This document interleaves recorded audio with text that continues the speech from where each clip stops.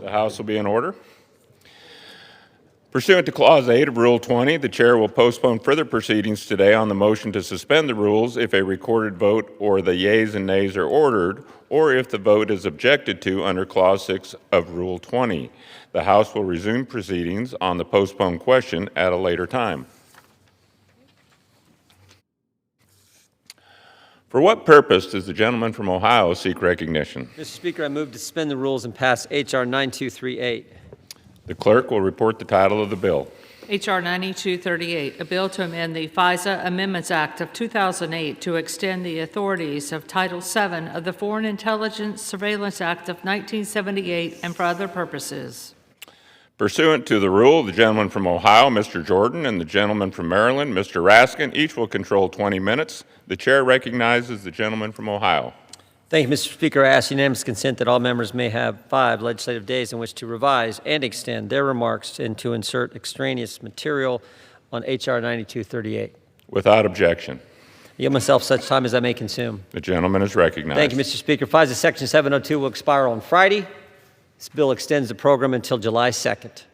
702 program is critically important to our national security. More than 60% of our intelligence presented to the President, to the Commander-in-Chief, every single day is derived from 702. With the World Cup about to begin this week, we cannot be left without this critical tool. Every day, the 702 program helps us keep us safe here at home and advance our interest abroad. This temporary extension will ensure that there is no disruption to the program while we find a path forward on reauthorization.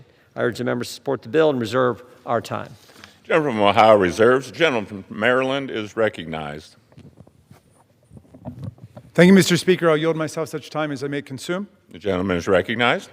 Thank you kindly. When we first met on the majority's confusion and disarray over FISA at 1:30 in the morning on April the 17th, we pointed out that the majority's language departed so sharply from the requirements of the Fourth Amendment in the Constitution that for the very first time, it would have authorized the government to use 702 to specifically and deliberately target and spy on the communications of American citizens.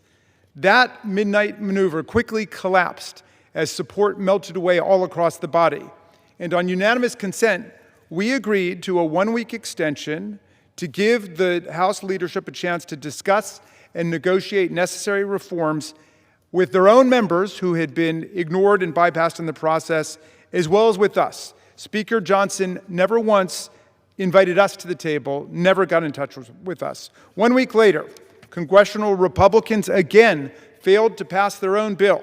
I stood in this spot and we agreed to a one-time 45-day extension as a gesture of legislative good faith to give the leadership a chance to meet with their own members who had been bypassed and with the Democratic side of the aisle, which had been completely bypassed, and to engage in good faith negotiations for serious FISA legislation.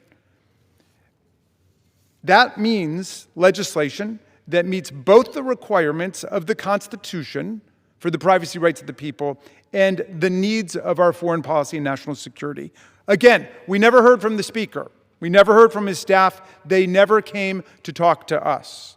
Now we are here to consider a bill drafted, it looks like, at 4:33 p.m., about 1 hour ago, just to kick the can down the road one more time. For months, we've offered to work in good faith with our friends across the aisle, our colleagues in the Senate and the intelligence community, to reauthorize 702 in a manner that preserves the necessary authority while protecting essential constitutional values and the privacy rights of the people. And despite this, again, Speaker Johnson has never once invited Democrats to the table. I know Speaker Johnson. We served together on the Judiciary Committee. We used to speak and interact freely, but he has completely vanished in this process. We have an incredible shrinking Constitution under Donald Trump, and now we have an incredible shrinking Speaker under Donald Trump. Look, our touchstone has been a fundamental principle at the core of the Fourth Amendment. A judge must come between the federal government and the private communications of American citizens. That's the meaning of the Fourth Amendment. The FBI has abused this powerful surveillance authority for decades. The FISA court has recently raised serious questions today about how Section 702 is operating. Instead of implementing the modest, self-administered guardrails Congress required as part of our 2024 reauthorization, the FBI appears to have been actively circumventing and violating those guardrails. We cannot trust Kash Patel not to violate FISA when he readily admits he queried some government databases to dig up dirt on journalists who dared to report about him and the government services he has made available to his girlfriend. Believe it or not, the administration's invitation to trust Kash Patel and Tulsi Gabbard, which a majority of this body was not interested in, has now gotten even less enticing today.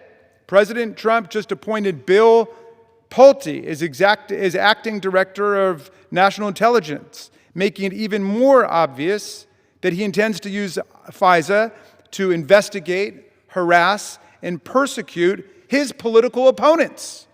Director Pulte has no national security experience. Zero. Zilch. None. He's famous in America for only three things. One, he vowed to engage in fisticuffs with Treasury Secretary Scott Bessent when he was at Donald Trump Jr.'s club in Georgetown, the executive branch. Two, he brought Palantir into the Federal Housing Finance Agency, where he was director, to help him scour through Americans' personal financial data looking for dirt on Trump's designated political enemies. And then finally, he then used this AI-enabled technology to create personal mortgage dossiers on Adam Schiff, Letitia James, and Lisa Cook, who he then referred to the Department of Justice for felony criminal prosecutions. He engaged in criminal referrals. All three of these attempted prosecutions fortunately collapsed either at the Department of Justice or in federal court because they were so flimsy. But that's what he spends his time doing, trying to dig up dirt through this AI-enabled technology on American citizens, including elected officials. So if you thought our civil liberties were safe with Tulsi Gabbard as the backstop, which was the last proposal, you will love the idea of Bill Pulte being the guardian of our privacy and the protector of our civil liberties. Bill Pulte's appointment, which has been derided not just in our party, but by Senators Thune, Tillis, and Cassidy, to name just a few, confirms our worst fears of the president's plans to abuse FISA, Section 702, for the purposes of domestic political surveillance, harassment, intimidation, and persecution. Indeed, we know the FBI is currently abusing FISA based on the Fisk opinion from March that remains inexplicably classified. Instead of implementing in good faith the modest reforms we passed 2 years ago, the FBI created a system to review Americans' data in violation of the minimal, self-administered, self-policing guardrails we required. We can say with some confidence that the FBI has no idea how many U.S. person queries they ran last year, how many times they spied on the communications of American citizens, and we should be able to explain these serious deficiencies to our constituents. Look, if we allow the president to turn FISA into an instrument of domestic political control, we will be ignoring everything we've already learned about the long history of abuse of this program, which my friend Mr. Jordan has helped to bring to light. Past improper searches swept in members of Congress and staff of both parties, campaign activists and donors, and Black Lives Matter activists. President Trump certainly believes FISA provides the technology, the methodology, and the opportunity to spy on political opponents. On April 10th, 2024, he posted, "Kill FISA. It was illegally used against me and many others. They spied on my campaign." Kill FISA, he said. These allegations may or may not be true, but the president is certainly right that this program has been badly abused in the past. The majority yet still shows no evidence of seeking to impose a judicial warrant requirement for queries of U.S. citizens. They've shown no interest in building a probable cause requirement into the statute. We've seen no evidence that they want to impose any judicial oversight at all although that was the framers' major commitment, that they wanted to make sure that there would be a judicial magistrate interposed between the government and the rights of the people. That is the meaning of the Fourth Amendment, and we need to stand by that, and we need a real process to make sure that we come up with real legislation that honors it. I reserve. Gentleman from Maryland reserves. Gentleman from Ohio is recognized. I think that might be the first time I heard my friend and gentleman from Maryland agree with the president. As he smiles, I will now recognize the distinguished chairman of the House Intelligence Committee, the gentleman from Arkansas, good friend who's doing a great job, for as much time as he may consume. Gentleman from Arkansas is recognized. Thank you, Mr. Speaker. Here's what we know. We're at an elevated threat level with FIFA World Cup games beginning this week, America's 250th birthday and related celebrations coming up this summer. Iran and its proxies are targeting U.S. military personnel daily. The 25th commemoration of September 11th terrorist attacks will be coming up. We know that FISA 702 is the most important foreign intelligence authority to detect and mitigate national security threats. This week, the World Cup kicks off. 45 countries descend upon the United States for World Cup games, which just so happens to be the week that Democrats have actively chosen to disallow this critical national security tool from being renewed, to allow it to go dark. Democrats have chosen to compromise national security and the safety of Americans to play essentially political chicken with an essential national security tool. This is unserious, very dangerous behavior on the part of congressional Democrats. So we're not talking about the policy. Instead, my colleagues on the other side of the aisle are talking about personalities. They're concerned about personalities. They're not concerned about the policy. And I know, because they're really smart, that they understand that the DNI has no 702 query authority. Either they know that to be true and yet continue on this personality conflict issue, or they don't know that the DNI doesn't have 702 query authority. In either case, it's wrong. We're not debating the underlying policy here. We're debating personalities. And that's a real shame. Chuck Schumer, Hakeem Jeffries, and Mark Warner are all members of the Gang of Eight. They've all been read into the threats, as I have. They know the highest levels of national security threats above every other member of Congress. And they're all willing to let this program go dark and subject the American people to all manner of threats that might materialize here in the absence of this program. It's an abdication of their constitutional responsibilities.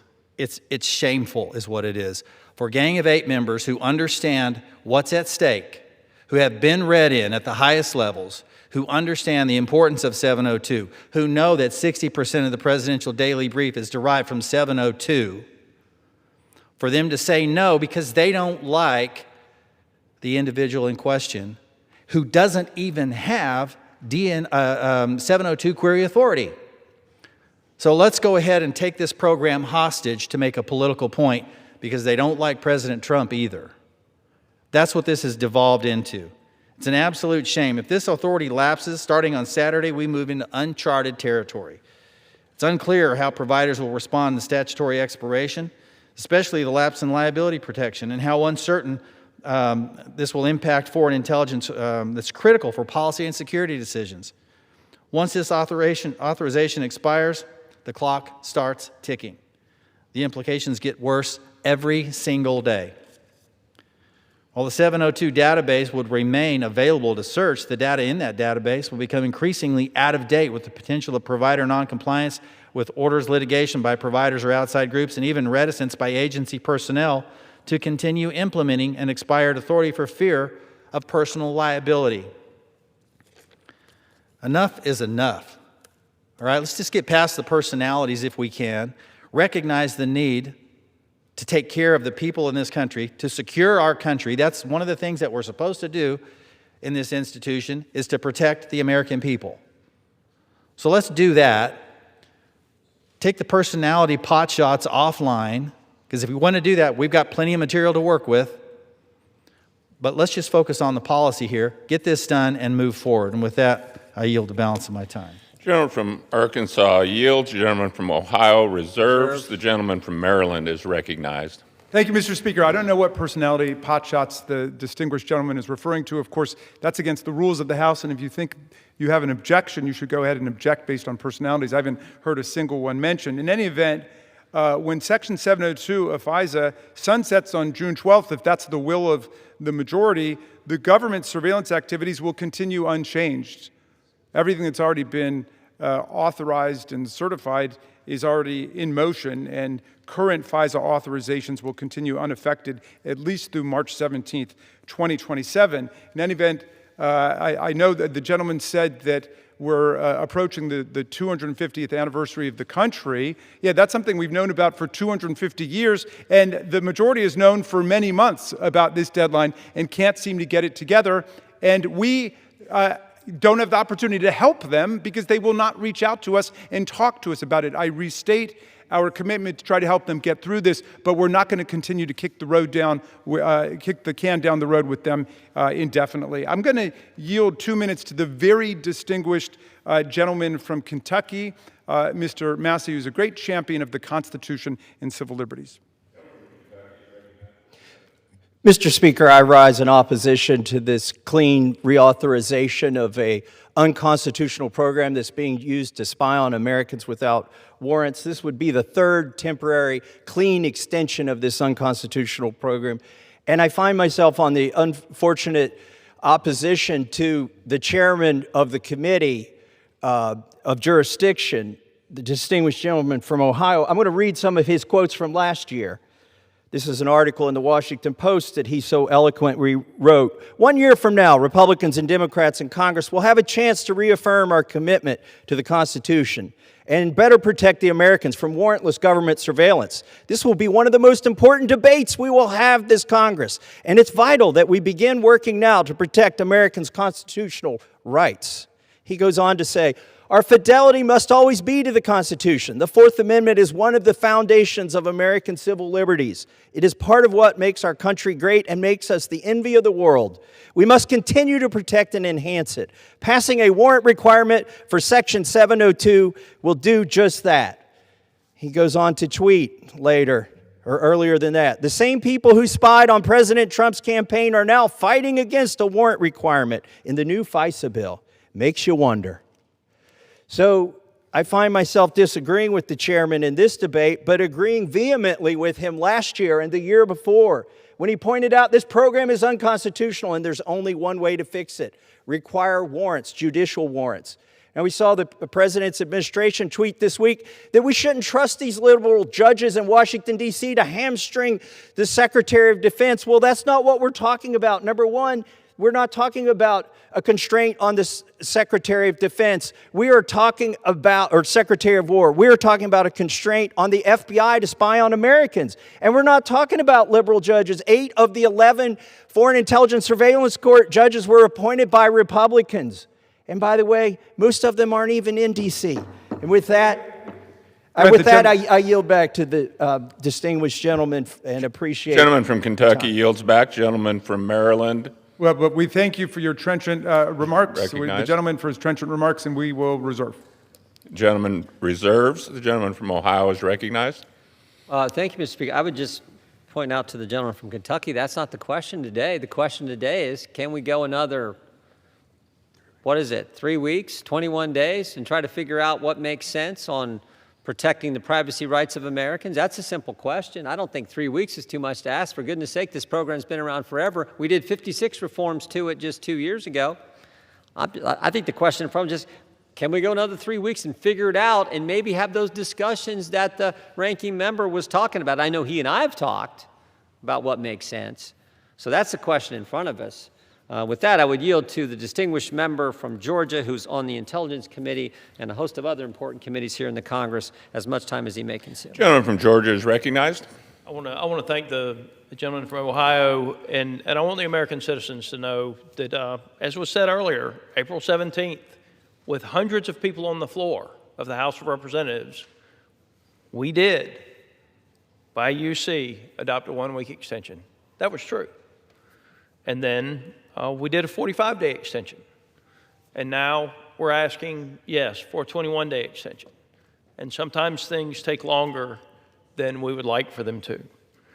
But I want to defend my friend who was attacked by the gentleman from Maryland, Tulsi Gabbard. You know, Tulsi was the vice chair of the Democratic National Committee. She was the vice chair. She was elected unanimously to that position as the vice chair of the Democratic National Committee. And she maintained friendships because everybody knew she was a serious member of Congress, up to and until she became an appointee of President Trump as DNI. And then all of a sudden, everything I've heard from Democrats about her has been bad. She was elected unanimously to the vice chair position of the DNC. She's a good woman and she cares about this country, and you should show her a little more respect than you do. I want the American citizens, if you're watching this, to know, very simple, there's a lot going on in the world. Say what you want to about it with Iran. The bottom line is the risks are elevated. The risks are elevated. Some of us think the president did the right thing, and I realize some of you think he did the wrong thing, but the risks are elevated. We've got the World Cup that's about to happen.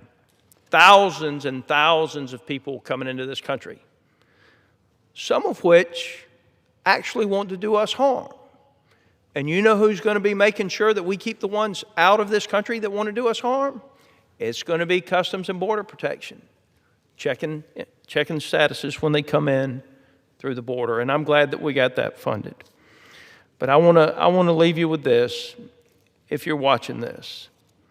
We as the Republicans in the House, we too are disappointed that we have not gotten to a resolution after the 1-week extension, after the 45-day extension. And we're simply asking for another 21-day extension to make sure that this authority does not expire. And with that, Mr. Speaker, I would just ask that we abide by common sense and the rule that we first do no harm by taking down a valuable national security tool that the United States of America needs. With that, I yield the remainder to Gentleman Mr. from Jordan. Georgia yields. Members are reminded to direct their remarks to the chair. The gentleman from Ohio is recognized. We reserve. The gentleman from Ohio reserves. Gentleman from Maryland is recognized. Thank you, Mr. Speaker. Let me just say, we gave the majority an extra week. We supported that, unanimous consent. Every member of this body supported that. They never consulted us. They never talked to us, despite all kinds of promises to do so. I had GOP colleagues telling me on the Judiciary Committee they were never consulted. Nobody ever talked to them about it. Then we gave them 45 days. They said they just needed 45 days, and they would definitely talk to us. We'd be able to meet a month and a half. We heard nothing from them. We've been begging them to sit down because I believe there is a robust bipartisan majority in this House to support the needed reforms in making sure that we interpose the voice of a judge before the personal communications of American citizens are invaded by the government. And I think that we've got a vast majority on that side, but nobody from leadership seems to be talking to anybody who's concerned about this. So now they say, oh, well, just give us another week. No, we're not interested in that. We've given you lots of time, and you're not consulting us, and you're not negotiating in good faith. So maybe the threat that we're not going to support you will finally get you guys serious about it. I'm happy to yield a minute to the very distinguished gentlewoman from the state of Washington, Ms. Jayapal. Gentlelady is recognized for 1 minute. Thank you, Mr. Speaker. Republicans called us up at the last minute to do yet another short-term extension of FISA. And this is just a sham. It's been months now, and we've done multiple short-term extensions. I voted against the last one because I knew that there was not actually going to be a reform proposal put on the table, because suddenly even the bipartisan members, including my good friend, the chairman, who has been with us for these reforms in the past, suddenly have decided that they're just going to bow down to what Donald Trump wants, and Donald Trump doesn't want any reforms. We know what the American people want. They want a warrant requirement. That is a bipartisan position. If you put a warrant requirement on the floor right now, it would pass. And maybe the president would have to veto it, but it would pass, and people would see that the Congress of the United States is standing up for the privacy rights of Americans that are guaranteed in our Constitution. This is not about national security versus constitutional rights. This is about how we do both together. Can I have another minute? Grant the gentlelady an extra 30 seconds. Gentlelady is recognized. This is about how we do both, and we can do that because what Americans have said over and over again is no more secret searches of Americans' private communications. They want their basic right to privacy respected, and there is a path to get there, and the chairman has been on our side. This guy is not to be trusted with any of our information. Vote no on this extension. Gentlelady's Let's time get has a expired. real reform package passed. I yield back. Gentlelady's time has expired. The gentleman from Maryland reserves. Gentleman from Ohio is recognized. And we reserve, Mr.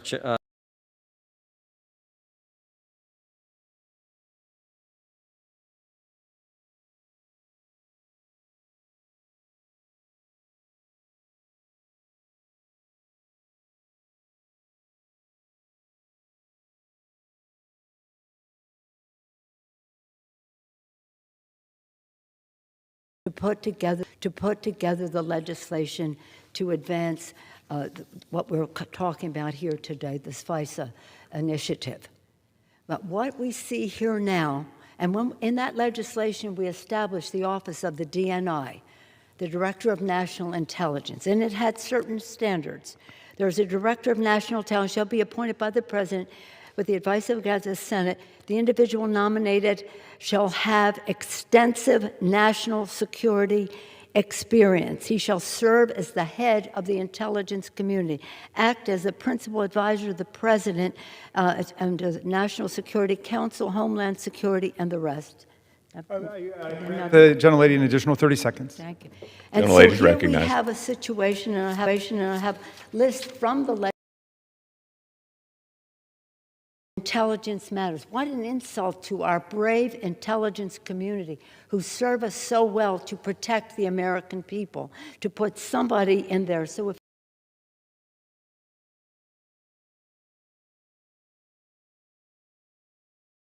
Patel equals no on this FISA legislation. It can be done if there is an intention to do it right. I yield back. Gentlelady yields. Gentleman from Maryland reserves. Gentleman from Ohio is recognized. We reserve, Mr. Speaker. Gentleman reserves. Gentleman from Maryland is recognized. The ranking member of the Intelligence Committee, Mr. Himes. Gentleman's recognized for 2 minutes. Thank you, Mr. Speaker, and I thank my friend, the gentleman from Maryland. I rise very sadly tonight in opposition to this legislation. I have spent hundreds of hours negotiating this, including with the ranking member of Judiciary, my friends on the Republican side.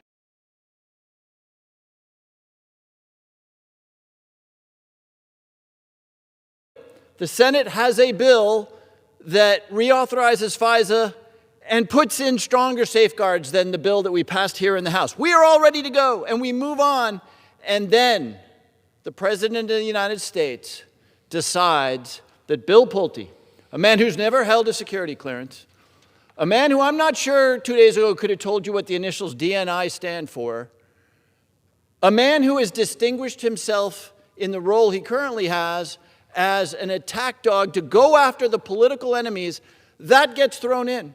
And we're asked for yet more indulgence at that moment in time. There is a simple way out of this conundrum. The President can follow the law. Allow the principal deputy DNI, a Senate-confirmed appointee of the President, to assume the role of acting DNI until a suitable nominee can be confirmed by the Senate. That's all that needs to happen, and none of us need to swallow what has just happened. This is a funny moment because I have lots of Republican friends in public, But we all know that this is the path. It did not need to be this way, and there is still time, though very little, to choose a new and responsible path consistent with our obligations to national security. When this vote fails, and it will, I hope that the President sees the writing on the wall and puts national security first. Thank you. I yield back. Gentleman yields back. We Gentleman reserve. from Thank you. Maryland reserves. Gentleman from Ohio reserves. Gentleman from Maryland is recognized. Can you tell us how much time we have left, Mr. Speaker? Gentleman has 3 minutes remaining.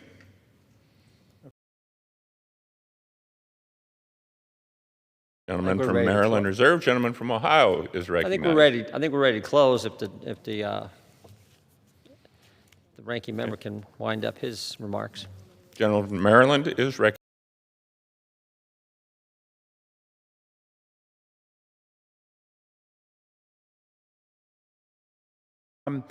Where is the passionate, stalwart defender of American civil liberties and right to privacy we've come to admire and esteem? The Fourth Amendment protects the rights of all Americans. It does not have a, unless it's just for another 3 weeks, exception. Congress must act to protect the rights of Americans. We agreed to 1 week.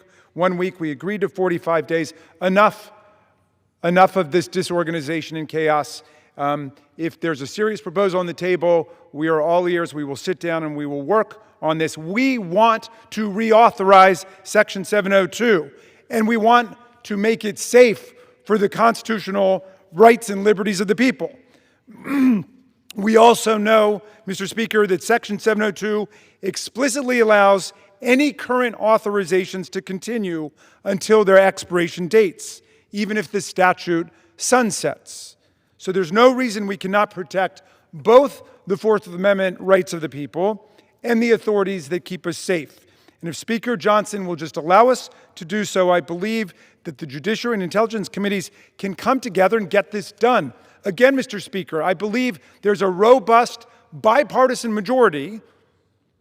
I think it's ridiculous that we even need to say it, but I do believe there's a robust bipartisan majority that will stand with the Constitution, that will make sure we are interposing the proper, independent judicial magistrate between the government and searches of the private rights and the persons and things protected by the Fourth Amendment. So we need to protect the rights of the people in the Constitution. We can do that. We need to protect our national security with Section 702. We can do that. We can harmonize them. All it takes is old-fashioned legislative deliberation and compromise. I am certain we can do it, but we haven't had any effort by the GOP leadership to look to this body, both the Republicans and Democrats. Where do they look? They look to 1600 Pennsylvania Avenue. But we are in Article 1 for a reason. We are the legislating branch, not the president. We've got the power to declare war. The president's forgotten that. We've got the power to appropriate. We've got the power to tax, and we've got the power to pass this legislation on Section 702. We don't have to wait on hand and foot for the White House to tell us what to do. Let's just sit down. Let's hammer out a great legislative compromise that will take us not for another 7 days or 42 days or 45 days. How about we do it for the next 5 years? If we build a search warrant requirement into it, I bet we could do it for the next 10 years. Let's live up to our constitutional responsibilities and legislate together. And I yield back to you, Mr. Speaker, and thank you for your indulgence. Gentleman yields back. The gentleman from Ohio is recognized. Thank you, Mr. Speaker. I would just remind my friend from Maryland, the ranking member, of a couple things.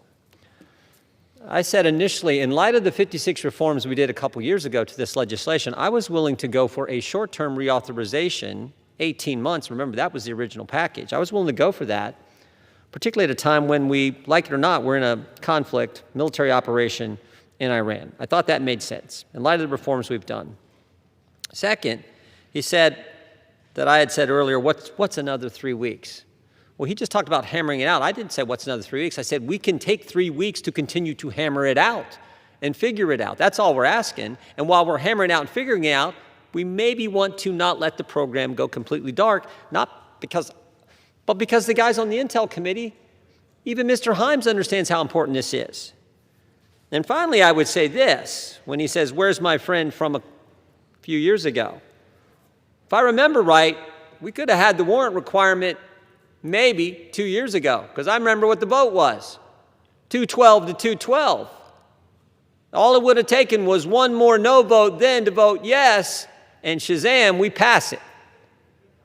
So you can criticize all you want, but those are the facts. Now, the question again is real simple. Can we go another 3 weeks?